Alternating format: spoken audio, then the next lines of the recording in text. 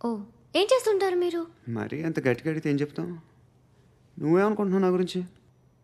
అంటే బహుశా గ్రాడ్యుయేషన్ అయిపోయి జాబ్ ట్రయల్స్ చేస్తూ ఖాళీగా ఉంటూ ఏం చేయాలో తెలియక మనసులో ఏమనుకుంటున్నావు డైరెక్ట్గా చెప్పే. మ్మ్, పని పాట లేని పోకిరి అనుకుంటా. కరెక్ట్, మనం అదే. ఖాళీగా ఉండే బదులు ఏదైనా పని చేసుకోవచ్చుగా. ఖాళీగా ఎవడన్నాడు? డబ్బులు ఇస్తే ఏమైనా చేస్తా. ఏదైనా అంటే ఇప్పుడు నీకోసం డాక్టర్ గారిని ఫ్రీగా కూర్చాను కదా, హ్మ్, మామూలుగా అయితే డబ్బులు తీసుకుని వస్తాను. ఎందుకలా? Self employment.